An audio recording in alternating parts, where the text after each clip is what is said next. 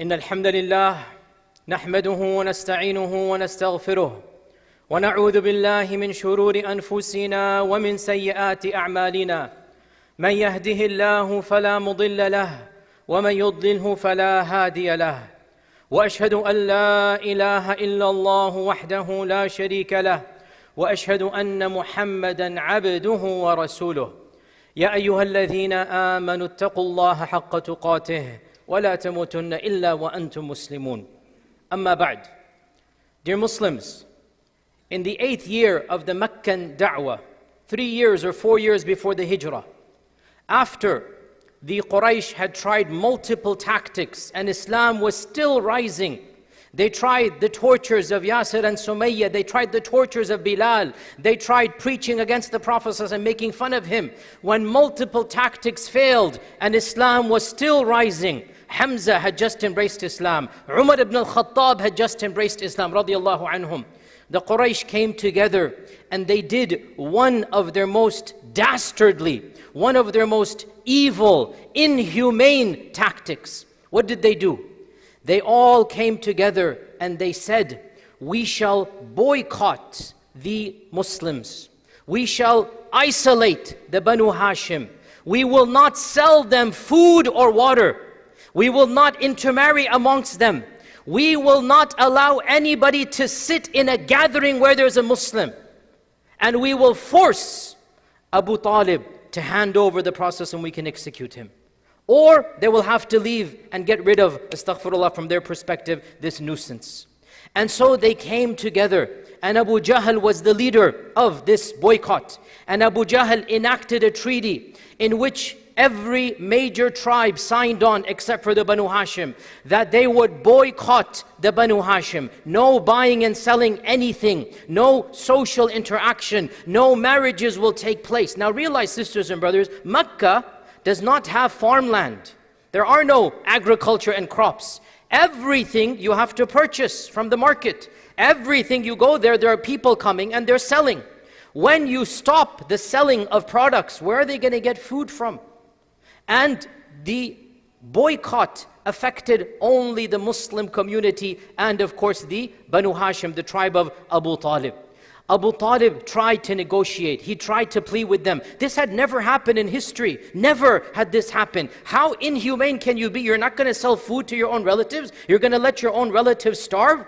And Abu Talib tried and tried, but Abu Jahl and his arrogance won the day. Abu Jahl was, you know who he was, you know his reality, and people were scared of him. And he had a physical persona and an aura that intimidated people. And he was the de facto leader of the Quraysh. Abu Talib was a gentleman. He was respected, but Abu Jahl was the vicious, the tyrant.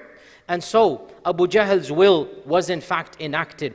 And they wrote this boycott, the treaty. And to give themselves a bit of ego boost and to make them feel nice, they said, we will hang it inside the Kaaba. As if hanging it inside the Kaaba made it less evil. As if hanging it inside the Kaaba made it more sanctified and holy. They wanted to placate their guilt. They said, we're going to put it inside the Kaaba. And so that's exactly what they did. Abu Talib was so incensed and enraged that he decided to physically boycott Mecca itself. He took the Muslims and he went to a valley that the Banu Hashim owns. It's called the Sha'b of the Banu Hashim. It's outside of Mecca. These days, of course, it's inside the city. It's an entire valley. Now, he didn't do this out of fear. He did it for 2 reasons. First and foremost, there was a genuine sense of rage. How dare you do this? And to show how angry he was, this was a type of protest. How dare you boycott your own relatives? How dare you not sell us food and water? And secondly, to protect the Prophet ﷺ from physical harm. Because up until this point in time, there was no physical harm. But things are changing. Talk of assassination has begun. And as you know, after the death of Abu Talib, they will actually attempt to assassinate. You know this. But right now, it's still the 8th year of the da'wah. There hasn't been any actual assassination attempts, but talk has begun. So Abu Talib, to protect the Prophet ﷺ, physically withdrew. And there was a valley there that only had one entrance, so you can guard and protect it. And they went into this valley. For how long? In my analysis of the seerah, wallahu alam, I think around 18 months is the more reasonable. 1.5 years, they stayed in this valley. Now, how did you survive? How did they survive for 1.5 years? without interacting with the people, without going to the markets, without being sold food. How did they interact? Subhanallah, multiple ways. First and foremost, they attempted to buy from outside of Mecca. Because again, when you're boycotted, when you're ostracized, what will you do? And so when caravans would come from outside of Mecca, non-Qurashi, the treaty is not binding on them, is it? The treaty is not binding on them. The treaty is only for the people of Mecca. So outside caravans, when they would come, the Muslims would send people, negotiate and purchase even for a higher price. But then Abu Jahl found out. And Abu Jahl then came to these caravans. And Abu Jahl said, whatever they're giving you, I'll give you double. I promise you, I will give you a bigger profit. So he tried his best to outman them, to out-veto them. He tried his best to shut off this avenue as well. And sometimes he was successful, sometimes he wasn't. How else did they survive for a year and a half? Kindness of relatives. Because again, the Banu Hashim were boycotted, but the Banu Hashim have relatives, marriages and cousins and whatnot that are involved in the entire society. And so non-Muslims, pagans, idol worshippers who had conscience, who had love for their relatives, they would give surreptitiously. Amongst them is the nephew of Khadija. Khadija's nephew, Hakim ibn Hizam. This is Khadija's brother's son, Hakim ibn Hizam. Hakim ibn Hizam was a very wealthy merchant, and he was not a Muslim at this time. Eventually he embraces Islam. And he would go and he would give food to the people. And once Abu Jahl caught him and he was with his servant and he had barrels of food to give. And Abu Jahl said, where are you going? He tried to change the subject. Eventually he had to confess, I'm going to the Sha'b of Banu Hashim. And Abu Jahl began beating him up. And Hakim was a small man himself. A physical fight ensued until other Qurayshis got involved. And Hakim was allowed to go in, but a one-off basically. He was told not to go after this. They didn't want the bloodshed to occur amongst them. But there were people who were physically fighting the boycott. There were people who, because of their blood relatives, were not allowing this to take place. And that is Hakim ibn Hizam and another group. There's yet another group there. No blood relations, but still people of conscience. No physical relatives in, the Sha'b of Banu Hashim. But they have iman, not iman, they have humanity, I should say. They have a sense of compassion. How can this be happening? You are allowing people to starve. It is said in the books of the Seerah, in the Ibn Sa'ad's Tabaqat and others, it is mentioned that the cries of the children in the Sha'b could be heard by the people of Mecca. The hungry children without any food, they're crying at night, and the people of Mecca could hear those cries. How can it not move your heart? And these are, in the end of the day, even if the Banu Hashim is one tribe, all of the other tribes are related by blood. It's a third, fourth cousin. It's basically you're all related to one another. You've grown up together. You're the same group. You're the same population. So there were people who were moved with compassion, even though they were not from the Banu Hashim and they were not related to the Banu Hashim. And most prominent amongst them, and I've given multiple lectures about this person, Mut'im ibn Adi. Mut'im ibn Adi, whom the Prophet ﷺ himself honored in the Battle of Badr. And I don't have time to get into there. He died a pagan. He didn't ever accept Islam. But Mut'im had compassion in his heart. And he was the chieftain of his tribe. He wasn't lowly. He was a chieftain. And he could not stand this inhumanity. So in the middle of the night, can you imagine a chieftain waking up at 3 a.m. and himself taking a camel? Every few weeks or months he would do this. He would take a camel, one of his own camels, generosity. He would load it with barley, with food, with grain, with dates, whatever there was there. He would load it. And in the middle of the night, so nobody stops him, nobody catches him, he goes to the valley and he just releases the camel inside. And a camel full of food is going to last you a few months by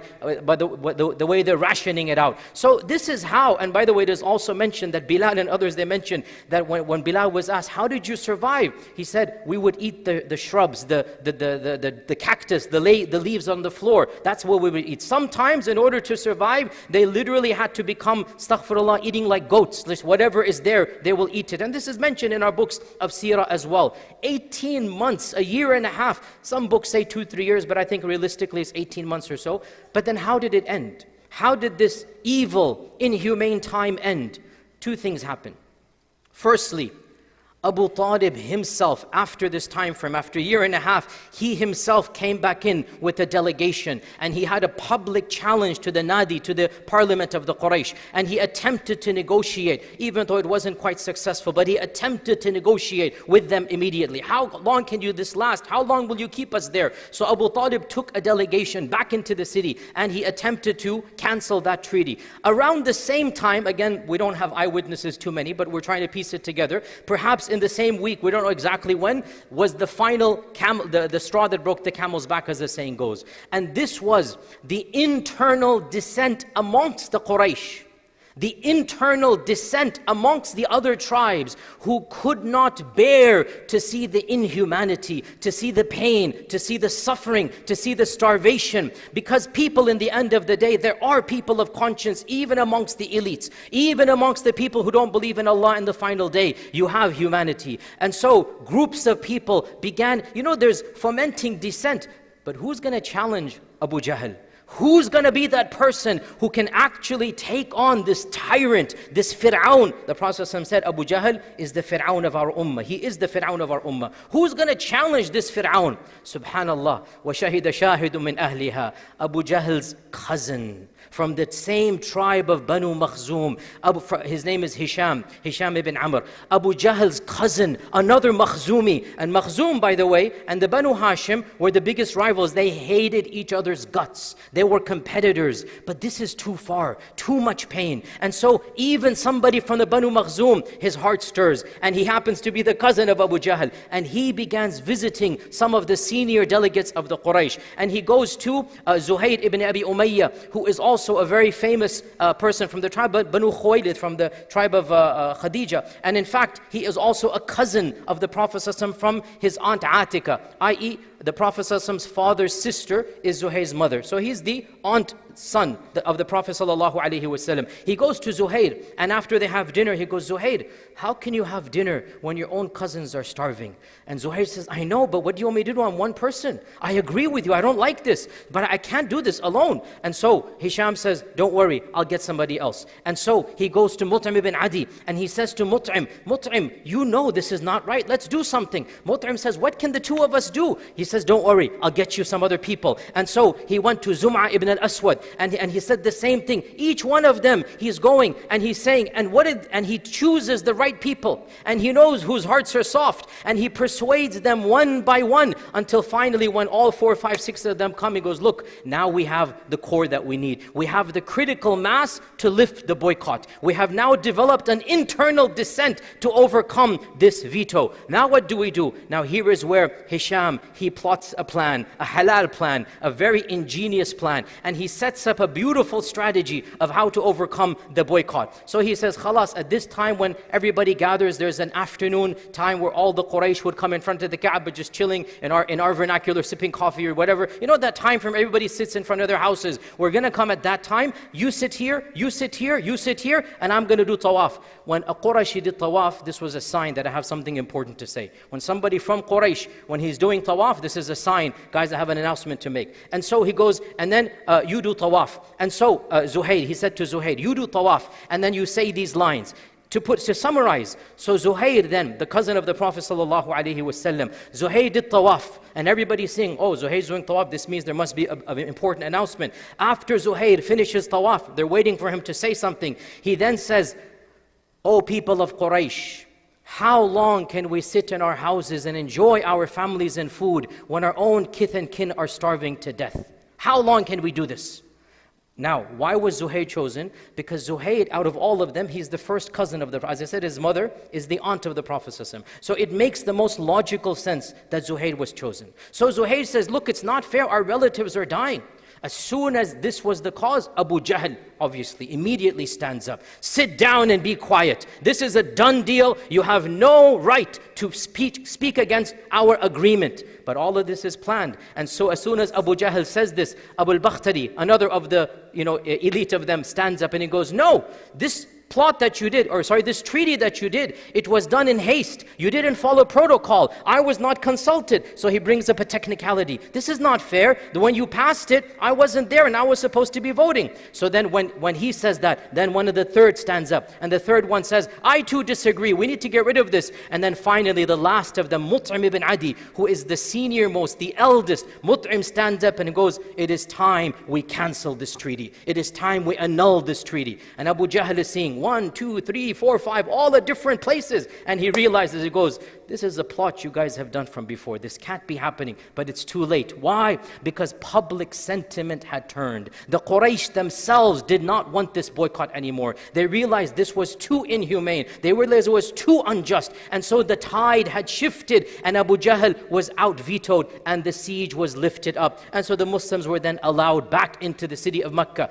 But even when they were allowed back in, this was not the end of it all. This was still persecution. They still had to migrate. But it was better than the boycott. It was better than the Sha'b of the Banu Hashim. The assassination attempts are still to come. But still, the Muslims are back in the city. They can breathe. They're back home. They can eat and drink. It's better than their status quo. Now, sisters and brothers, you all know where I'm heading with this.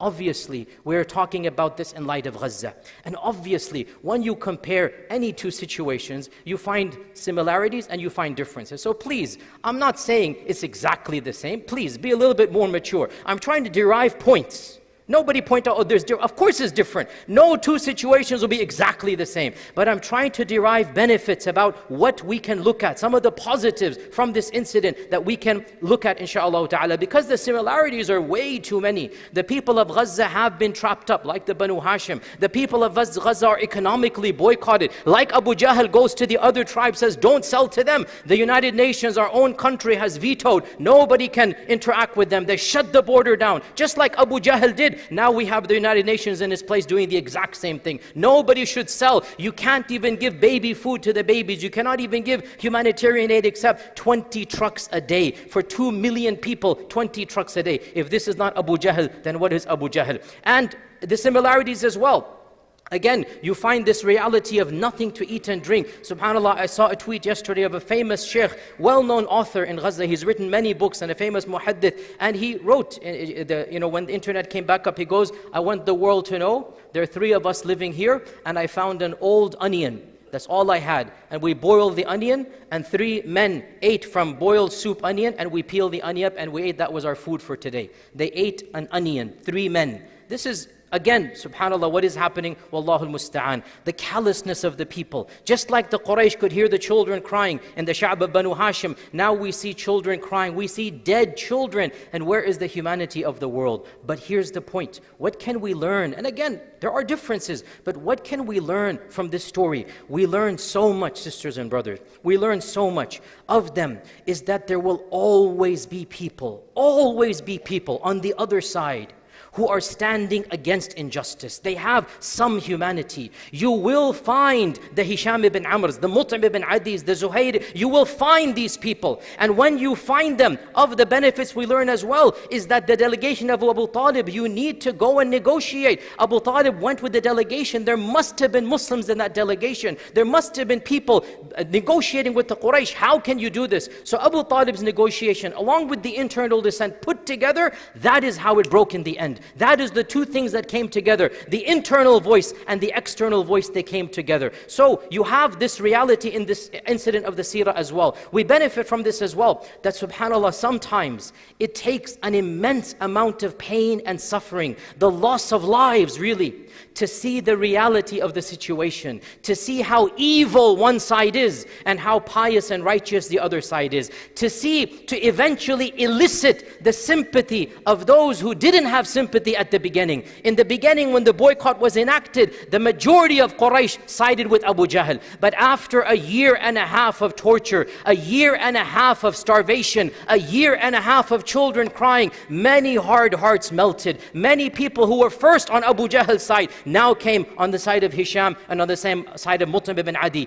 This is the reality of humanity. Sometimes, and this is not astaghfirullah, to justify the loss of life. May Allah accept all of them as shuhada who have died in Gaza. But sometimes it takes a lot of pain, a lot of suffering to elicit sympathy from those whose hearts are hard, to elicit sympathy from those who don't have iman. And we see this in the seerah as well, that there is a tipping point, there is a turning point, and eventually people will see this is not fair and it is not right to do. Also, we find over here that there's always dissent from the leading class, and the most important voices without doubt are going to be the most powerful voices. You needed a cousin of Abu Jahl. You needed Hisham from the Banu Makhzum. None of the others could dare begin the initiation and the plot, or else they would have been executed, they would have been boycotted themselves. So we need power and strength from the people within. And by the way, Hisham in all likelihood never embraced Islam. Sometimes people do it out of humanity, and that's fine, no problem. We just want to bring an end to the suffering. And your iman and kufr is between you and Allah subhanahu wa ta'ala. So we need the Hishams, the powerful people who are of the elite and who side with truth and justice. They need to be put in charge. But we also need the people who have relationships. Hisham was the one who's the brains. But who was the voice? Zuhair. Why Zuhair? Because he was the cousin of the Prophet ﷺ. Hisham was the brains, but the ambassador became Zuhair. He's the one who stood up. Because if Zuhair stands up, people understand your cousin is there.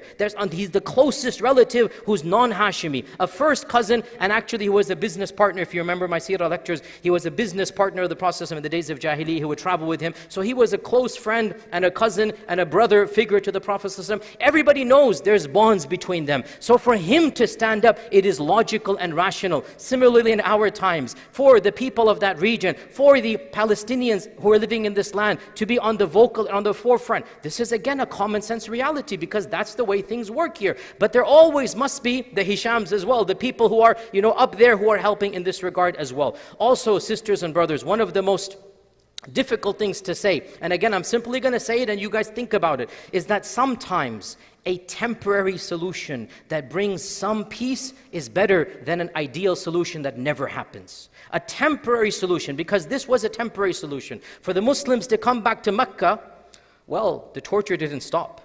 The evil rhetoric, the maligning, the slander did not stop. The physical alterations between the Muslims and the Quraysh did not stop. In fact, the Prophet ﷺ, eventually they attempted to assassinate him. Remember the night of the Hijrah. So it's not as if at the end of the boycott, everything is fine. That's going to take another 4 years for the Hijrah.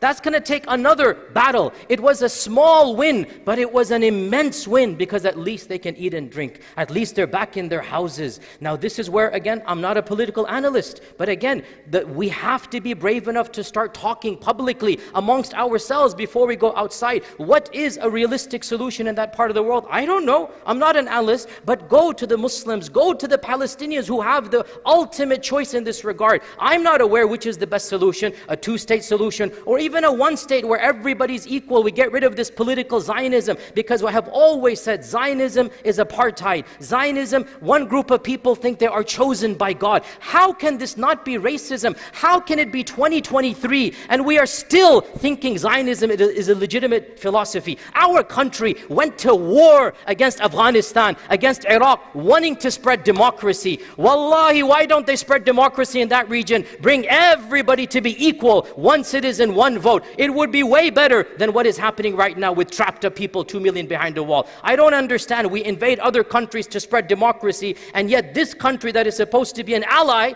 we are not doing anything and saying it's okay to have 2.5 million people locked up as second-class citizens. Zionism is a racist ideology that does not deserve to exist as a political philosophy. We have nothing against Jews and Christians who want to practice and pray. Our enmity is not with them, but we do not accept Zionism. And frankly, every person of intelligence, every secular humanist, every democratic liberal person should see this. It's not humanity when you think one race, one group of people is better than the other. So I don't know the solution, but I do know some solution is better than current status quo. And I do know, just like in the time of the seerah, sometimes a partial solution that has a temporary benefit, it'll bring about long term, but it is better than status quo. So from all of this we learn, sisters and brothers, from the seerah, that sometimes victories are not something that are, militarily, can be strategic. In this case, it was a strategic victory. It was a victory of ideas, a victory of negotiation, a victory of contracts. And sometimes that victory is not a massive victory. This does not bring about the Medina state, but it is better than status quo. So from this we learn, sisters and brothers, that it is our job. It is our job to help in whatever way we can. We have to look at who are the Hishams, who are the Zum'as, who are the Mut'ims, who are the Abu Bakhtaris. We have to be like Abu Talib and negotiate and bring about. We have to understand each one has a role to play. Not everybody is going to be Hisham, not everybody is going to be Zum'a, not everybody is going to be Zuhair. Everybody has a role to play. And if we play our role properly, put our trust in Allah subhanahu wa ta'ala, at least we have done our job. And insha'Allah ta'ala, it's only a matter of time before the humanity of the most hardcore, hard-hearted person will eventually be moved. It's only a matter of time. 12,000 lives have been lost. 5,000 children have been killed. For how long will the world remain silent? Alhamdulillah, we are seeing more and more voices from around the world bring attention to this tragedy. We hope insha'Allah ta'ala very soon, and inshallah in our own lifetimes, a permanent solution will be done for the safety of our brothers and sisters in Gaza. May Allah subhanahu wa ta'ala bless all of us with and through the Quran, and may He make us of those who His verses they understand and apply His halal and haram throughout our lifespan. Ask Allah's forgiveness. You as well ask Him, for He is the Ghafoor and the Rahman. Astaghfirullah, astaghfirullah, astaghfirullah.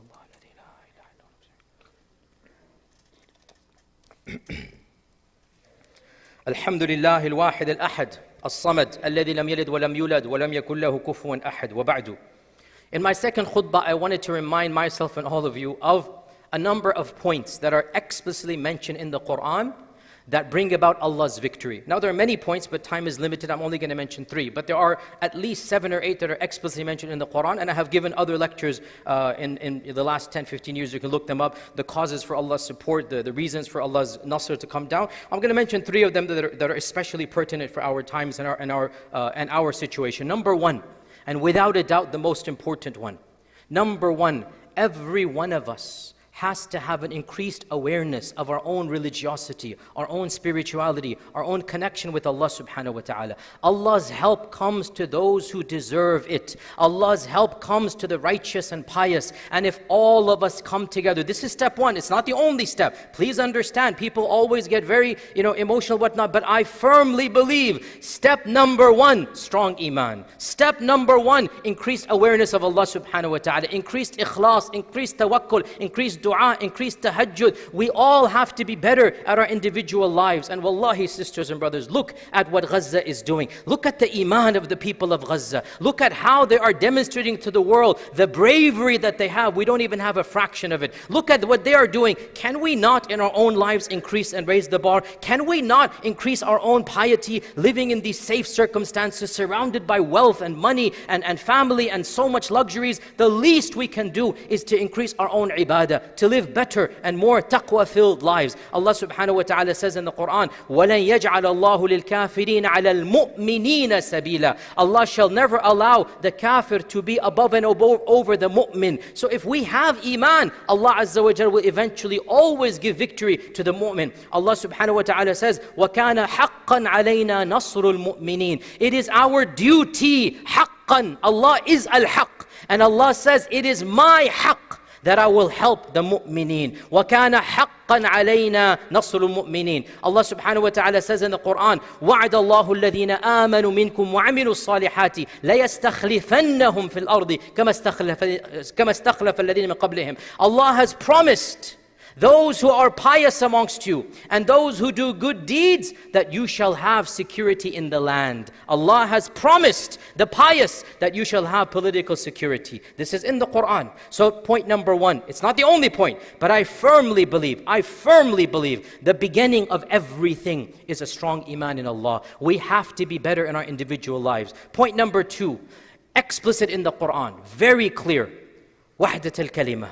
Coming together as much as we can, ignoring our internal differences, a physical unity of the ummah. We have to come together. وَاعْتَصِمُوا بِحَبْلِ اللَّهِ جَمِيعًا وَلَا تَفَرَّقُوا. All of you hold on to the rope of Allah and do not divide amongst yourselves. And in the battle of Uhud, Allah subhanahu wa ta'ala mentions the reason why what happened. حَتَّى إِذَا فَشِلْتُمْ وَتَنَازَعْتُمْ فِي الْأَمْرِ. When you lost hope and you began arguing and you differed amongst yourselves. One of the causes of Uhud was the ummah was not united, and the ummah began bickering amongst itself. Sisters and brothers, I say loudly and clearly, any group, any shaykh, any preacher who at this point in time is pointing fingers to other mainstream movements and shuyukh and whatnot, something is massively wrong with this person. There's a time and a place to talk about internal differences. Right now, the ummah needs to be united for Gaza. It needs to set aside its sectarianism, its internal political differences, its ethnic divides, its nation states. The ummah has to come together. Now, I don't control the entirety of the ummah, but I control myself and my family and friends. You control your family and friends. You strive to be united in your own group as much as you can. You start from small and overcome these differences and come together for the sake of a greater good. This is explicit in the Quran. And the third and final point, and again because of the khutbah, otherwise there's many other things to say, is to take the legitimate asbab, to take the legitimate causes. The Quran and Sunnah does not ever tell us to sit back in the masjid and worship Allah and expect a miracle to happen. That's not the way the seerah works, life works. And I'm sorry, and again I know it's going to irritate some people, because some people, they think you should not do anything, do not protest, do not, and they think this is wrong and whatnot. And again, I don't want to be harsh because I just said we have to unite, right? I'm trying to be wise, I'm trying to be, subhanallah, I'm not quoting you from the seerah that Abu Talib's event is a protest. I'm not saying that because you're going to say, oh, he was a kafir, this and that. But I'm saying the asbab or the mechanisms change from time to place to era. And what Abu Talib did and what the Prophet ﷺ did throughout the seerah was use the tactics of his time, was use what was available at his time. In our times, the tactics are different. In our times, the tactics are public protest, bringing awareness to the cause, writing to your senators, supporting the right people. And I understand it's a long-term battle, but this is the only equivalent we have. And there's nothing wrong to availing ourselves with the tactics of our times. Anybody who says it's haram and this and that, again, I don't want to be harsh here. I strongly, politely, but strongly disagree. There's nothing in our sharia to make protest haram. There's nothing in our sharia that says as Muslims in this land, we should not influence our politicians. We are part of this land. We are Americans. It is our tax dollars that are going there. Sisters and brothers, I'm sorry to be so blunt here, but 14 billion of my and your tax dollars. We need to teach and preach to the rest of the American community. We have schools that can use that money. Our healthcare system is in shambles. Somebody said that to solve all of the homelessness of America requires $22 billion.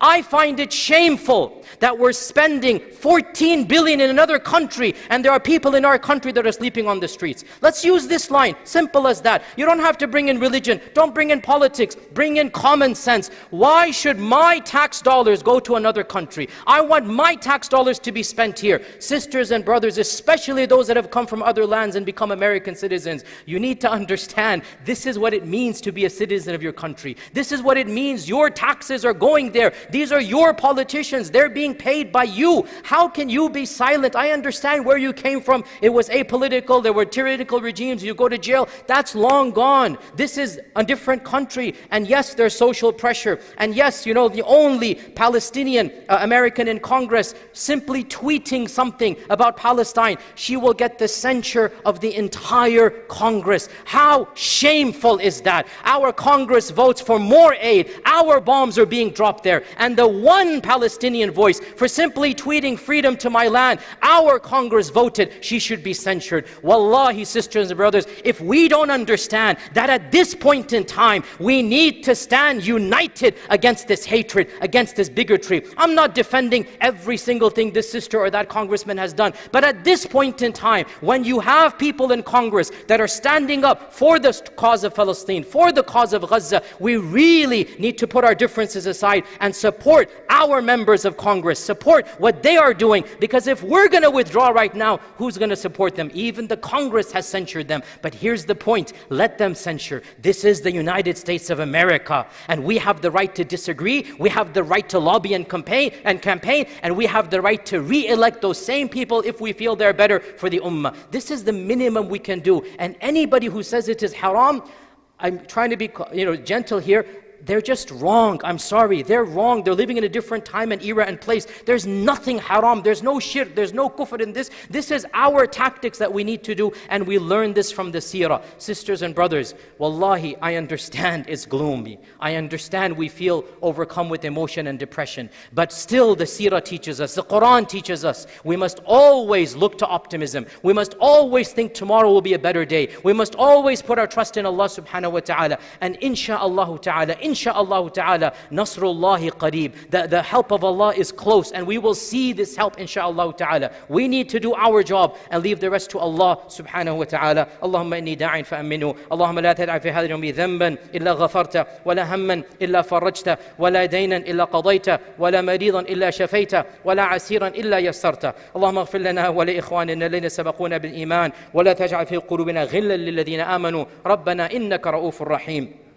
يا حي يا قيوم يا ذا الجلال والإكرام يا سميع الدعاء يا ذا الجلال والإكرام يا ربنا ورب السماوات السبع ورب العرش العظيم. Oh Allah, you are the Qawi, you are the Aziz. Oh Allah, we ask you, oh Allah, to send your aid and help upon the people of Gaza. Oh Allah, send your aid and help upon them, oh Allah. Oh Allah, bless them with sabr, oh Allah. Oh Allah, grant them success over their enemies, oh Allah. Oh Allah, they're hungry, so feed them, oh Allah. Oh Allah, they're thirsty, so give them clean water, oh Allah. Oh Allah, allow them to see the freedoms that we take for granted, oh Allah. Oh Allah, to you we complain of our weakness, oh Allah. To you we complain of our incapacity, oh Allah. Oh Allah, you are the Qawi, you are the Aziz. Show us, oh Allah, your power. Show us your strength, oh Allah. Show us the izzah that you have promised the messenger and the believers, oh Allah. Upon you we put our trust, and in you we believe. Ibadallah, inna Allah ta'ala amarakum bi amrin bada bihi bi nafsihi wa thanna bi malaikati qudusihi wa thallatha bikum ayyuha al-mu'minuna min jinnihi wa insihi. Faqala azza min qa'ilin alima, inna Allah wa malaikatu yusalluna ala an-nabi ya ayyuha الذين آمنوا صلوا عليه وسلموا تسليما. اللهم صل وسلم وبارك وأنعم على عبدك ورسولك محمد وعلى آله وصحبه أجمعين. عباد الله، إن الله تعالى يأمر بالعدل والإحسان وإيتاء ذي القربى وينهى عن الفحشاء والمنكر والبغي يعظكم لعلكم تذكرون. اذكروا الله العظيم يذكركم واشكروه يزد لكم ولذكر الله تعالى أكبر. وأقم الصلاة. فيا ذلي ويا خجلي إذا ما قال لي ربي أما استحييته تعصيني ولا تخشى من العتب وتخفي الذنب عن خلقي وتأبى في الهوى قربي فتب مما جنيت عسى تعود إلى رضا